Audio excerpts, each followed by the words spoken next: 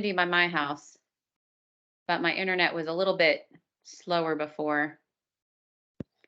And I'm recording.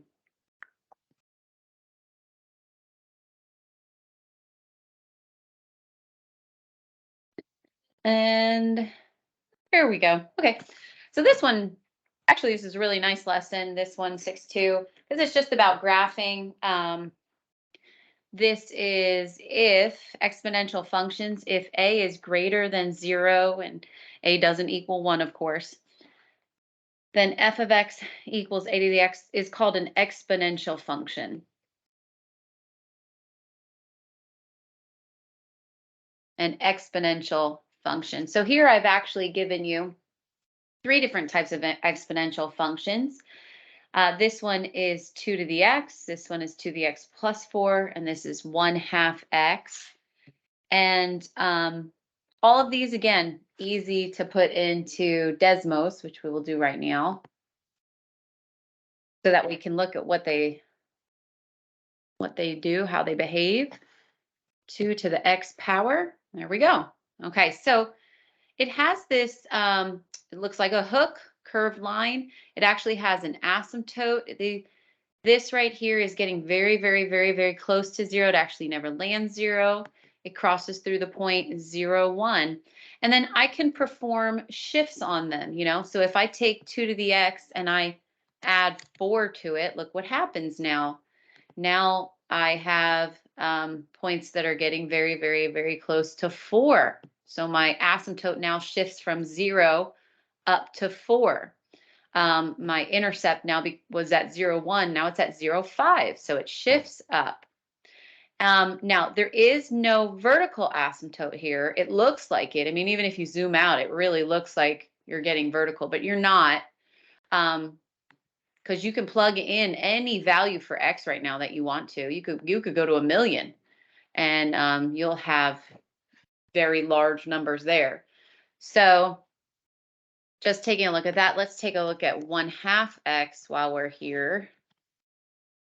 1/2 to the, to the power of x. Now notice what happened here, okay? So now it looks like it flipped. It went from, let me show you what 2 to the x is. Again, this was 2 to the x. So 1/2 to the x power is the flip of it. Now, why is that? Well, think about it. 1/2 to the x power is really 2 to the negative 1x, which is the green line has now landed on the blue line. And that's why this 1/2 really is a base of 2. It's just to the power of negative 1/2. And that means you're flipping over the y-axis because you're flipping within the parent function. So let's write some of this down. Again, this is all Desmos. Really, you can do all of these questions on Desmos. But this graph would look something like, here it goes to the point 0, 1. Think about it. If you plug in 0, you would get y equals 1. It's going to get very, very close to the x-axis. So your domain is going to be negative infinity to infinity. Your range is based off of this asymptote right here, which is at 0, which you'll never touch, on up to infinity. So this will get wider, even though it looks like it's going straight up. It will get wider. This one, didn't mean to do that. My fingers got ahead of me there. This one, we know that this means that I've shifted up 4. Vertical shift up 4. So what ends up happening now is now I have 1, 2, 3, 4. That's where my asymptote is. And I have the point which was 0, 1 here is now 0, 5. And it just shifts up. So now if I said, what's the domain? You would say, still say negative infinity to infinity. The range now would be very close to 4 to infinity. And then f of the y equals 1/2 to the x. Remember, this is really the same as saying 2 to the negative x. 2 to the negative x, which is really just the flip of that first one over here.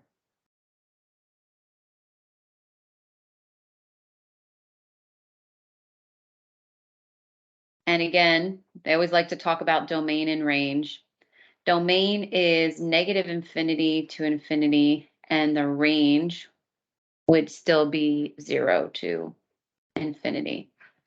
Now, I do want to make mention of how Pearson makes you graph these.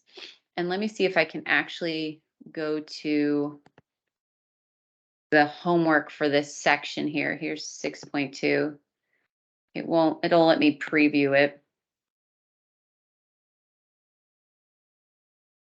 Graphing, I think it was question 24. It makes me watch the movie too. Here's the movie. Click off. 24.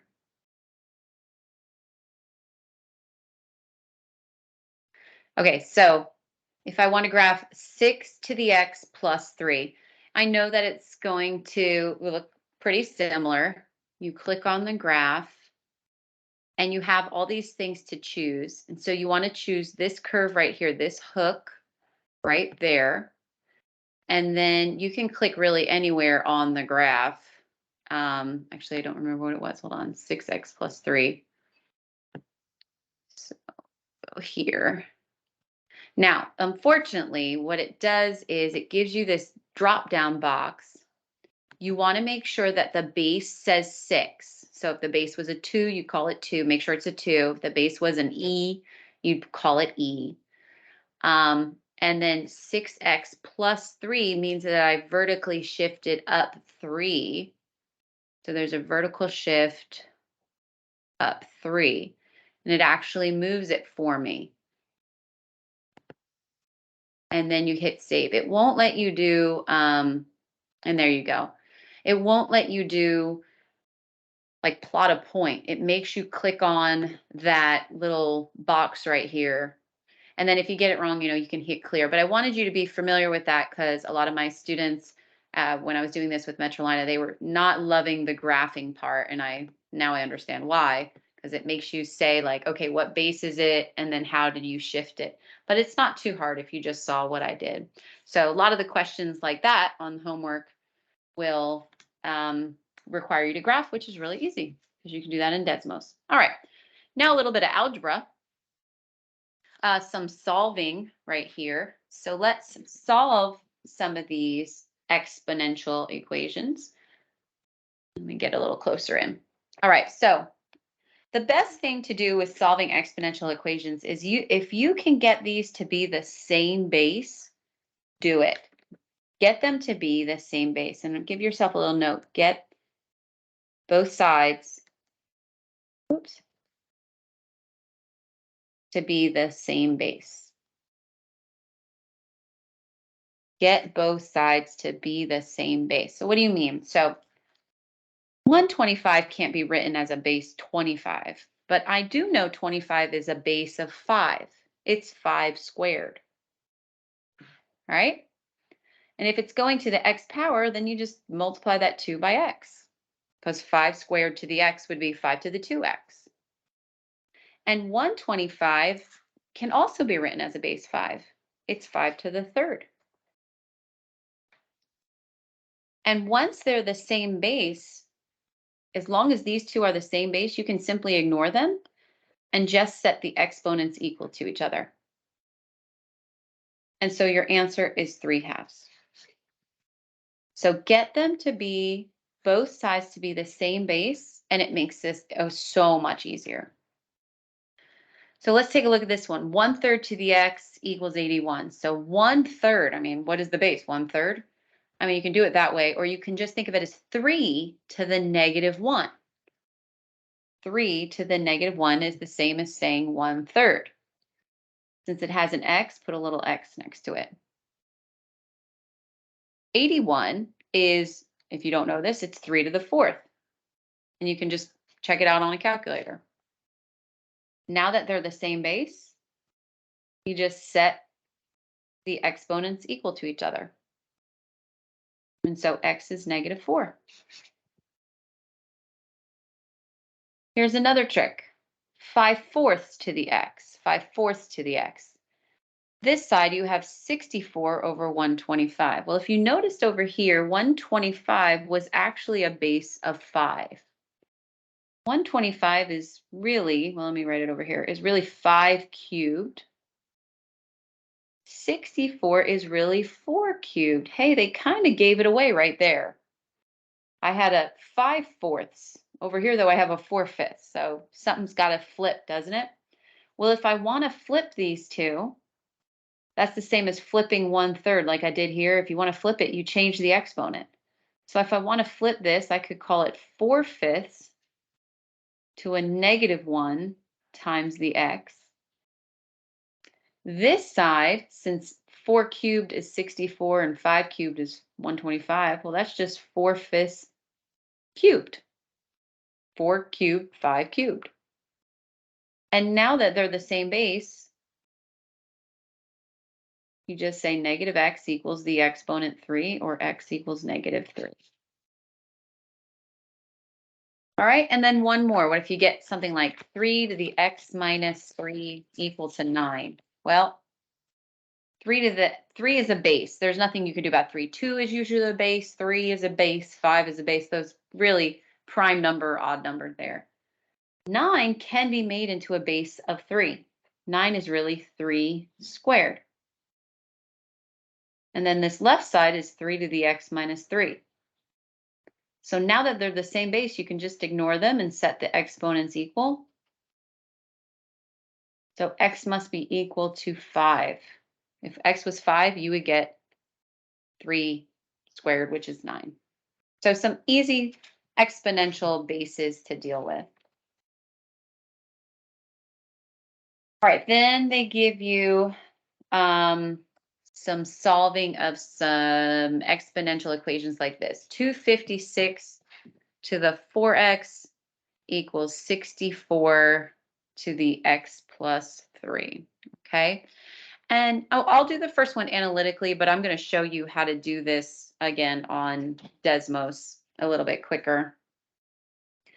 But if you didn't know this, 256 and 64 can both be written as a base 4. Usually if you look at one, you can know how to write like the other, like, and I know 64 is 4 cubed. So you can just check out that 256 works also. 256 is 4 to the 4th. And you raise that to a 4x power would really be 4 to the 16x. 64 is really 4 cubed. And you raise that to an x plus 3 power. Power to power, you always multiply. So this would be 4 to the 3x plus 9. And then, now that those bases are the same, just set the exponents equal. And so minus 3x over 13x equals 9. X is 9/13.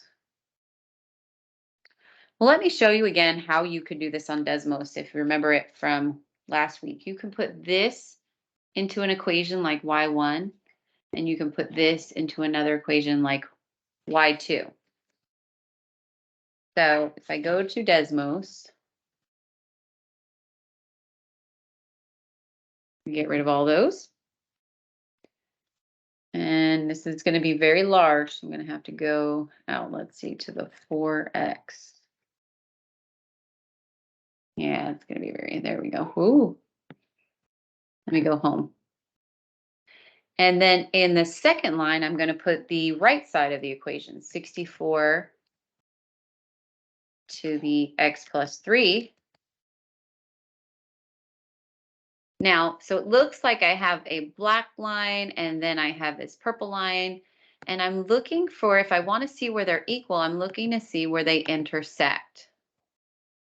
And according to what I just solved, they're going to intersect at 9/13.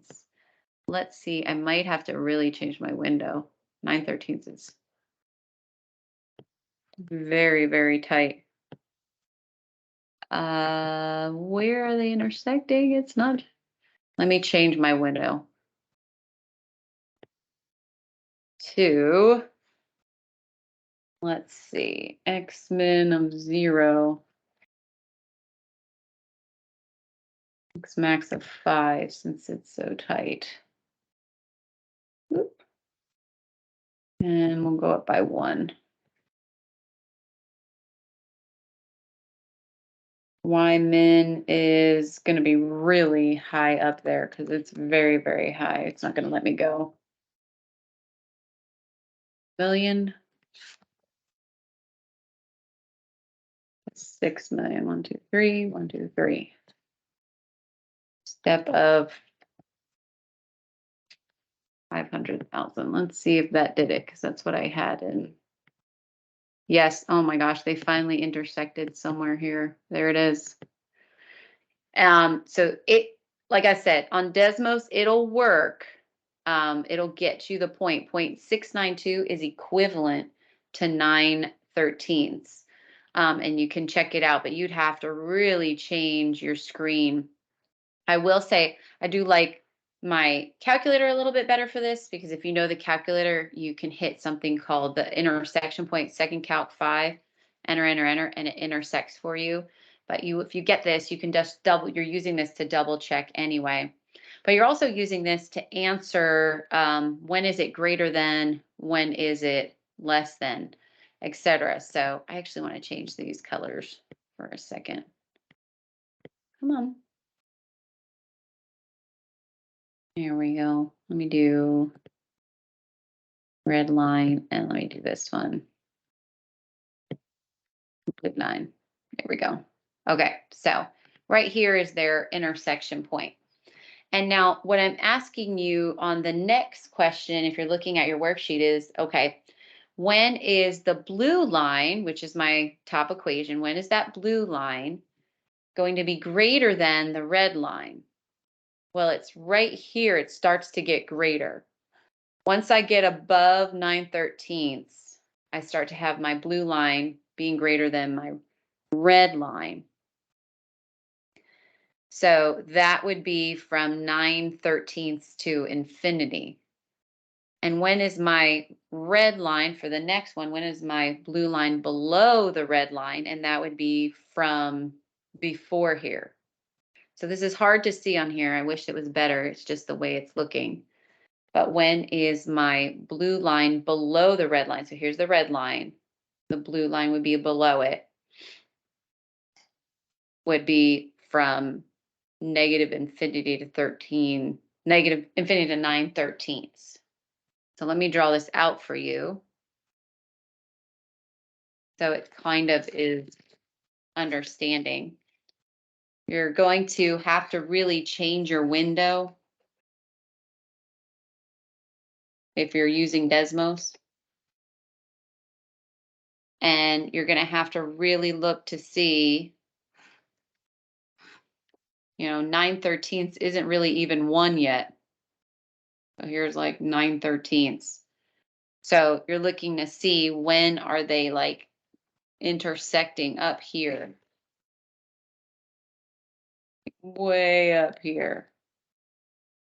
Okay, that 9/13. And so you want to know when is your top equation, whatever your top one that you write in Desmos, when is that going to be greater than the bottom equation? For this side, it lands on 9/13 to infinity. And then on this side, when is it less than, what would be the other side, negative infinity to 9/13. And what I might do is I might go into your homework in Pearson in a minute and just see what other questions, but they're very similar. I saw like one's just like this, and they always kind of work out the same thing. One is from 9/13 to infinity. The other one is negative infinity to 9/13. You just have to get that 9/13 part by finding that common base. If you can find the base that both of these can become, it makes it a little bit easier. And then, compound interest formula, easy stuff. One of my favorite ones, especially for those of you who are going to go into business. So these are the two formulas, and let me explain what these parts of this formula mean. So A is the final balance at the end of in the account, I guess, in the account at the end of however many years after T years. So your A, even your A on this one, which is the compound continuous formula, they both are the final balance in the account after T years. The P is your principal, is what it's called, or what you're going to put in to your bank account. Like if, grandmama passed away and she gave you $20,000, you put that into a bank account. That would be your principal amount. Okay. Then you're going to multiply by 1 plus R. The R represents your rate, and they will give it to you as a percent, but you need to convert it to a decimal. Okay, so you always put it as a decimal in right there. N is the number of times it's compounded. And notice how many N's there are. There's one under here, and there's one up here. So N is the number of times compounded. And if you haven't heard of these words before, so N would be 1 if they said something like annually. N would be 2 if they said semi-annually or biannually.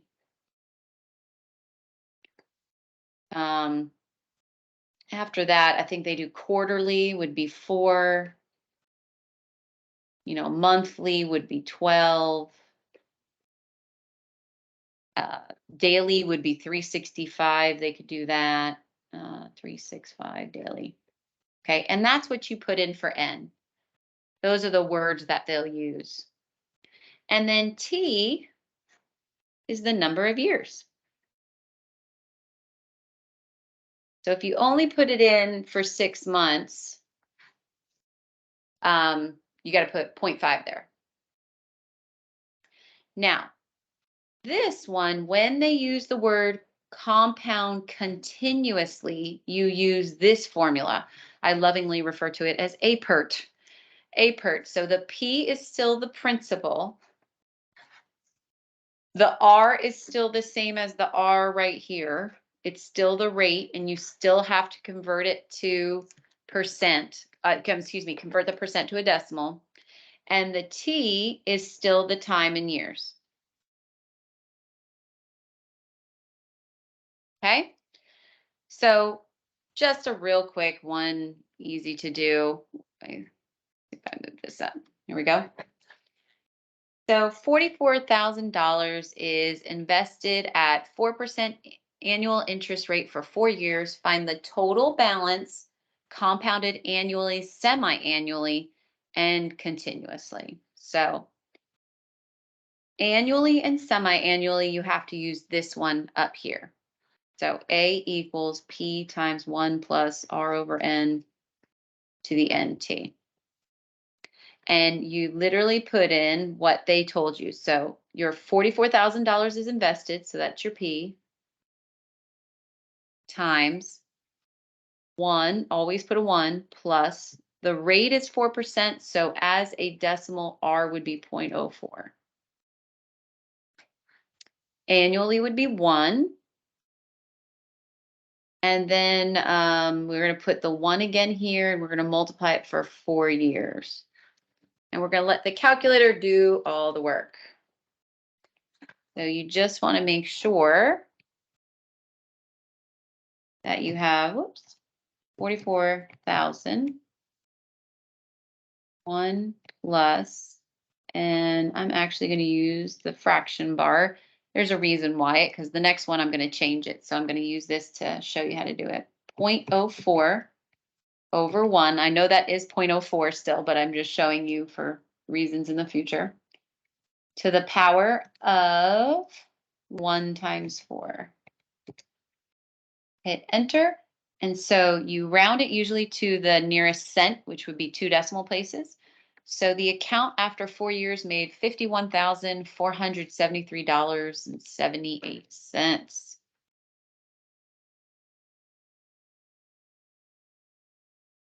Now, if they ask you how much interest was made on the account, If they ask you how much interest, this is how much the total is in the account. This is the total balance. But if they ask you for how much interest, you would subtract 44,000 from it. And that would be how much interest is in the account. So just to figure out that, because I know on a question they ask you that, you made $7,473. $7,473.70 in interest. Okay. So just make sure you know the difference in wording there. One says how much is total in the account. One might say, well, how much interest was in the account? Or how much interest did you gain? And you gained 7,000 in interest. Okay. Now, semi-annually, same thing. You're going to put 44,000. 1 plus 0.04 divided by 2 to the power of 2 times 4. And again, what I'm going to do is I'm going to go up to there, and I'm going to hit enter. And then I'm going to retype over the 1. I'm going to put a 2 there. And on this one, I'm going to put a 2. That way I don't have to type the whole thing again. That's why I did it. So $51,553.01.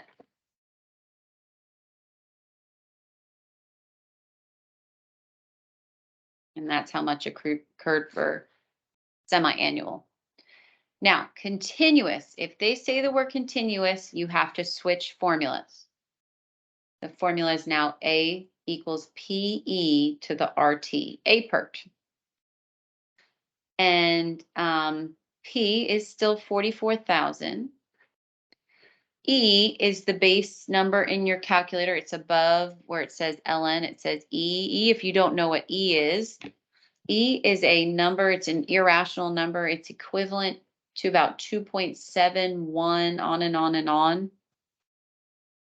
But you're going to use the E button in your calculator, which I'll show you how to use. The rate still stays 0.04, and the time is 4 years. So you're going to type 44,000.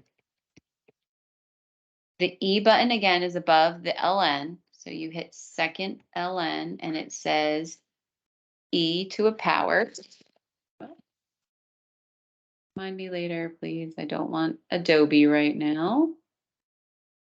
Thanks, Adobe. So E to the 0.04 times 4. And I get $51,634.48. It should be roughly near what we were getting. This one will just be larger because you're compounding continuously. Okay, so again, these are all the balance accounts. If they asked you, well, what interest was made, you just take away how much you put in. That's how much interest was made. So easy peasy stuff. Nice, easy things to do. And I think, oh, one more. Scatter plots. Yes, we love those. Okay, so you do have to do a scatter plot. I can't remember if it's on this. I think it's on this one, but I know it's coming up, and you do really need to know how to do these again, and we'll go through this. We are going to create an exponential regression model for the data and predict the pressure. So we were given altitude and pressure. And so we're going to type this into Desmos. Let me go to my home screen and get rid of this one and this one. So again, if you don't remember how to do this, you just click on the plus sign and you're going to add a table. And you're going to start typing away. The X is the altitude. So 0, 1,000. Whoops, I just did 100. There we go. 2,000, 3,000. Look at that. If I just keep hitting enter, it does it all for me. Let me move this over. 9,000, 10,000. And now on this side, I'm going to type in the pressure. 10, 11, 884.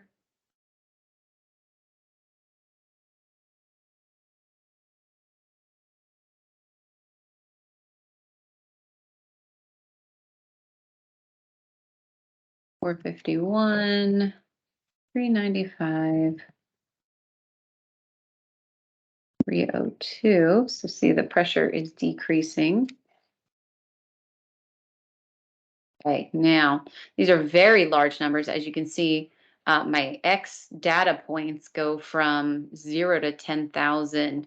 So I'm going to let Desmos actually give me a better scatter plot of this. So over in this corner right here, if you see this little zoom fit, when I highlight it, it looks like a magnifying glass with a plus sign. It should fit my data for me if I click on it. There you go. I just click on it and it actually makes me a really nice window. And look at that curve. But we want to make an exponential model for this. So we're going to tell Desmos how to do an exponential model. And exponential models are written as follows. I'm going to type it into Desmos and then I'll write it on the paper in a moment. You write y1 because you're looking at the table, so you need the y sub 1, but you just type y1 and it knows to write it. And then you put the sideways squiggle, and then you do a, b, and then to the power of x1. And look at that, it actually draws it in for me. It's so nice.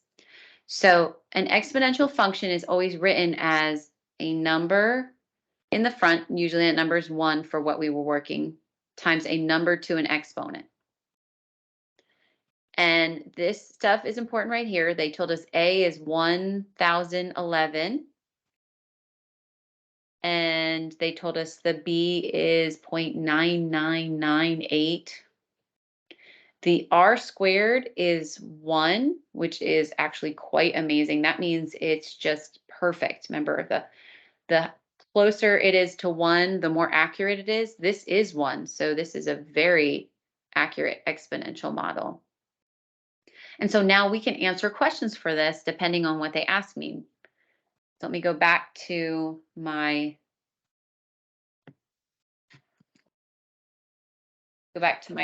chart here and let me write out what we were just doing. So again, on Desmos, you hit that plus symbol in the corner and enter the table. And then once you enter it in, don't forget to hit, it looks like a magnifying glass with a plus. It's called Zoom Fit. And that will fit the scatter plot for you. And it made us a really nice scatter plot like this in an exponential form. Now the exponential regression on Desmos is written as y sub 1, and then you put sideways squiggle, AB to the power of x1.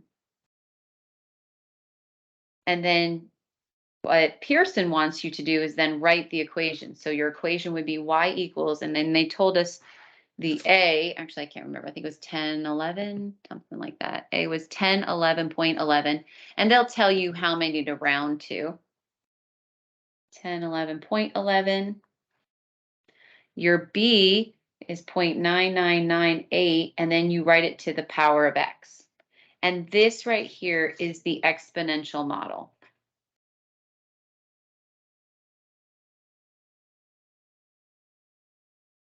And then if I did something like, hey, predict the pressure at 1,500 meters, predict the pressure at 1,500 meters, okay? Then again, the 1,500 meters, it would be your x. So you would just plug into your calculator, okay, 1011.11 times 0.9998 to the 1,500. And let's let the calculator do that for me.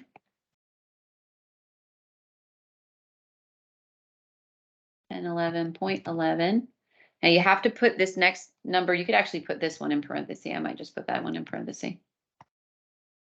But this next one has to be in parentheses, 0.9998 to the power of 1500. That's my meters. So my pressure at 1500 meters would be 749.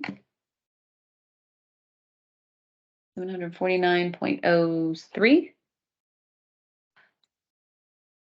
And if you look up here at the chart, 1500 is between these two.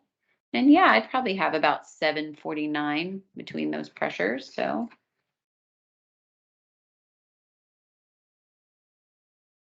pretty easy thing to do, the scatter plot. This one I think was just a really nice, easy lesson to get going on. I think that's it. Is that it? Yeah.